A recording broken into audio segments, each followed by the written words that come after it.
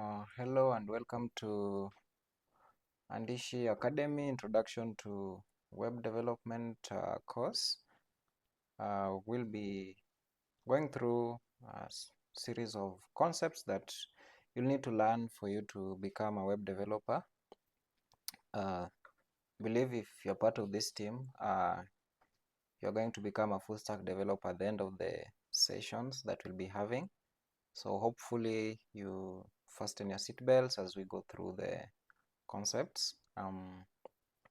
They're fairly simple for if you have a grown interest, but if you don't take it seriously, it will be a bit technical. So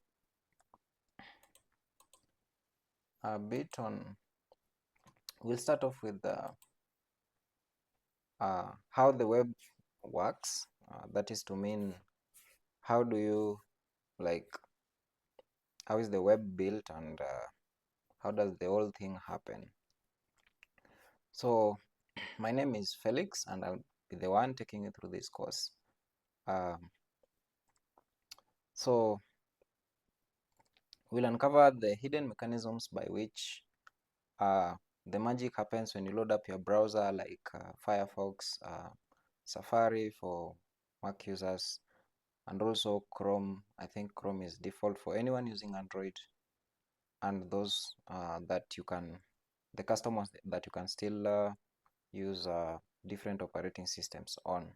So the key thing here, the underlying principle here, is the client server architecture. That means that there's a client somewhere and there's a server somewhere. So the client, that means in our client here, so the client is the one now facing you, and so client faces you and the server is now serving your requests. So it's like going to a hotel, then you make an order.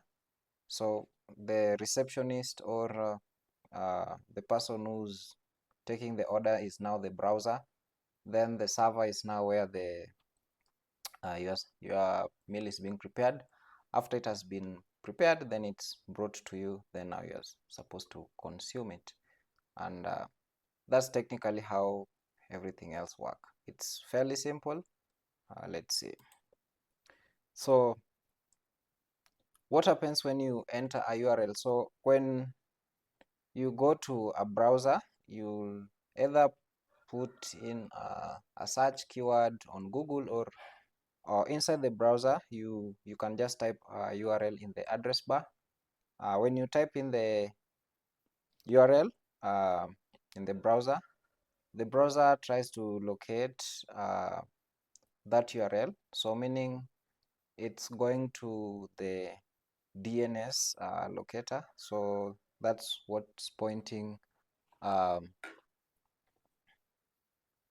It's pointing to the resource that you're trying to look for.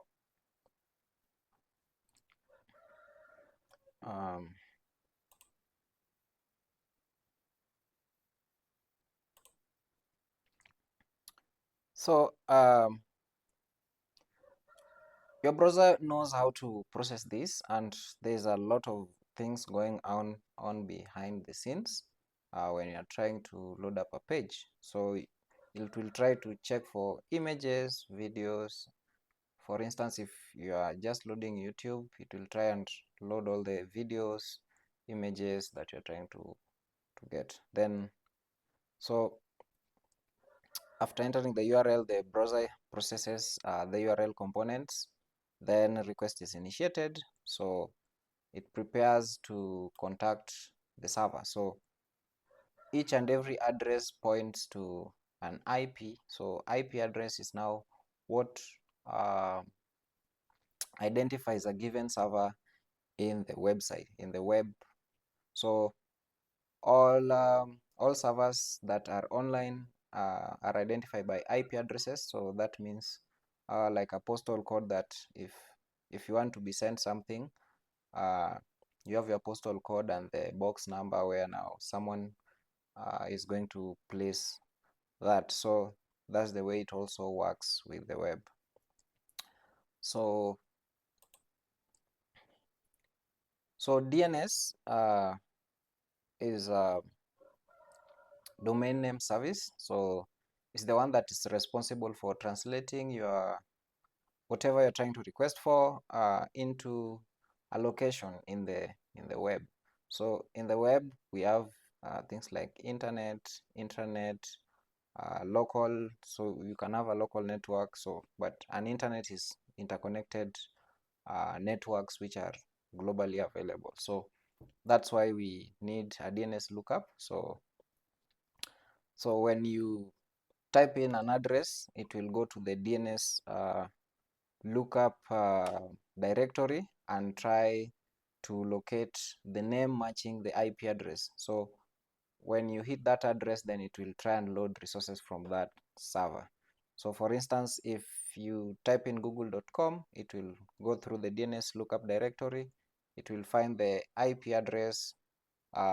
Then when it's found, it establishes connection. Then now from there, you can now continue requesting for resources from that server. The underlying principles, we have networking involved. So that means that all these are made possible by the use of networks. So I won't go much into networks, but we'll just check on the protocols that are used here. So we have the HTTP and the HTTPS. So this is the transport layer, and HTTP, it's the basic protocol for web communication, and it transfers data in plain text, but vulnerable for interception. So someone might intercept your request. The ports under which it runs is on port 80. So if you go to our website, then for the port 80, it's usually open by default. So when you load up your web server, you don't need to input the port, so it will automatically load the port 80. Then we also have the HTTPS, so that's with added layer of security on top of the HTTP. So it encrypts data during transfer and verify SSL and TLS certificates, and it uses the port 443. So this is more into networking. So how does the client and server interact?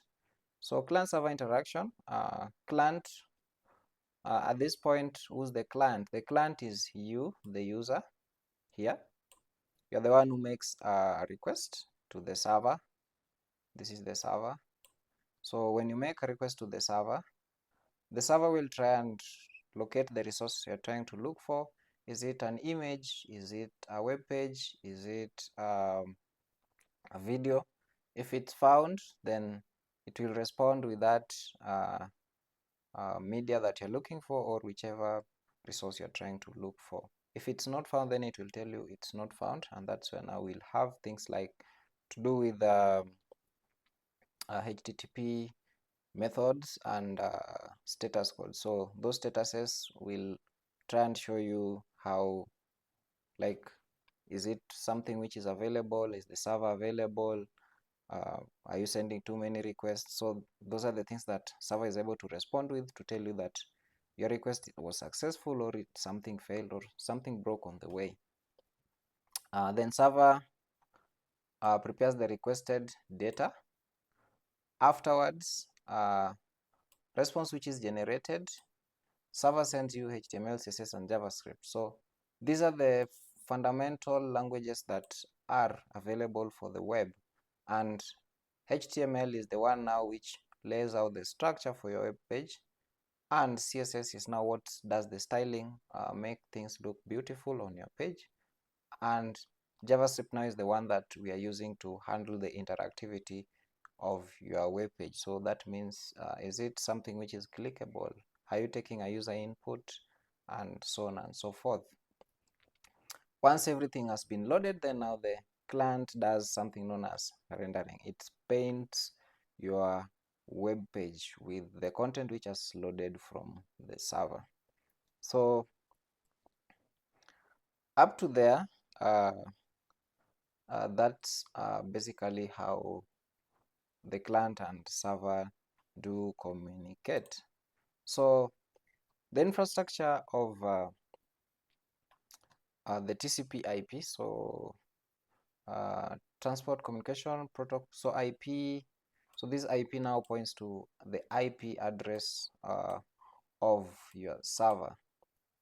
So the application layer, we have the transport layer, internet layer, then we have the network interface layer. So all these are the things which are necessary for you to be able to access anything in the websites or in the internet. So this is more into networking, which is outside the scope of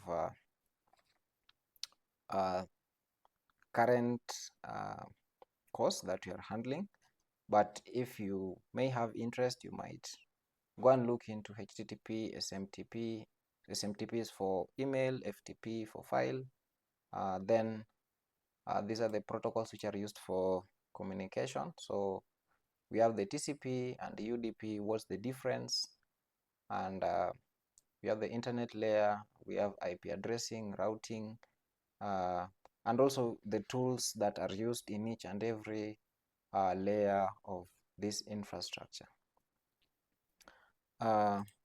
Next, so once you've gotten the understanding of basics of how the web is painted and how resources are requested from the server and how they're loaded to the client, the next thing is now how do you build your own website, or how do you build your own web page that now you can also do the same to request for resources and load up for the client to see. So number one thing we need to learn is HTML. So HTML is a markup language which is used for writing the structure of the web page. That is to mean do you want an image, do you want a paragraph, do you want to set up a heading, and so much more. So we'll have paragraphs, headings, lists, tables. So it's just a skeleton, a layout. Then now we have something known as CSS, the cascading style sheet. So it adds styles like colors, fonts, layouts, and it beautifies the web page. Other than that, we also need to know about JavaScript. So out of these two, so this is a markup. HTML is a markup. CSS is a cascading style sheet, so it's just for styling. Then now JavaScript is now a programming language. So JavaScript will enable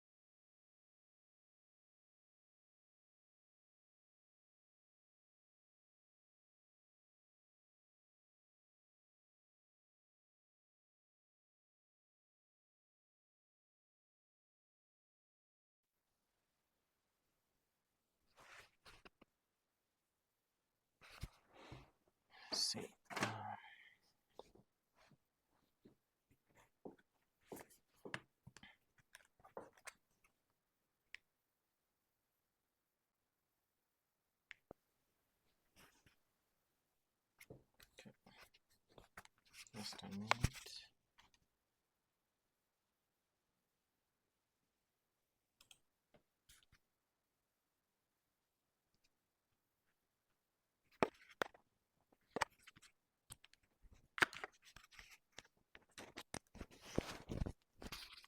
Audible now? Yeah.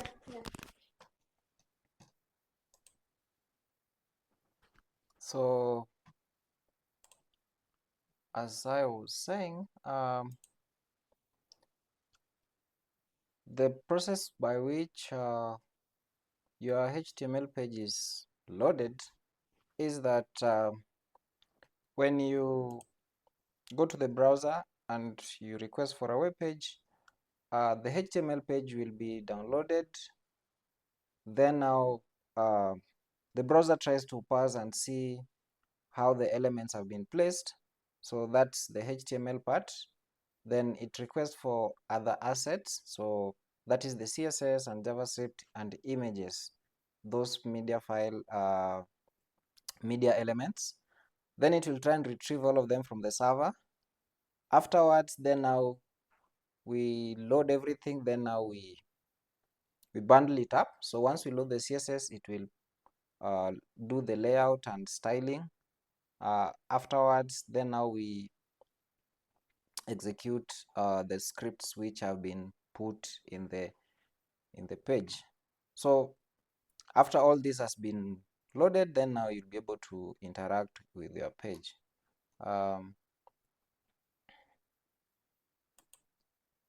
Next up, security.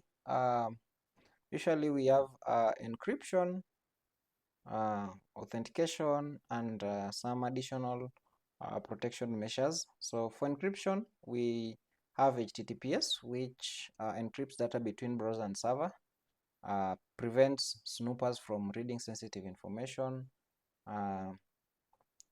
tries to make sure that whatever you're passing between the client and the server cannot be read by any third party that's trying to snoop around. So uses some mathematical algorithms, so that's under cryptography, which is also another topic on its own. We also have authentication, which we have certificates to verify website identity. This prevents impersonation attacks, so digital ID cards for websites or issued by trusted authorities. So protection measures which used to keep users safe and defend them against various attack types like content security policies and cross-site scripting prevention. So much on this we'll handle later. Other than that, I think this is just a summary of everything that we have looked up. So you have the enter URL, you look up the DNS from the URL, point to the IP address. When you get the requested server location, then now the server should be able to respond to your request. Afterwards, now the browser will handle the rendering. Rendering here is now painting the page for you to be able to see the elements which have been put in the page. That will mark the introduction to web development and how the web works. So much more we'll be handling in following series. Thank you, and it's been a pleasure.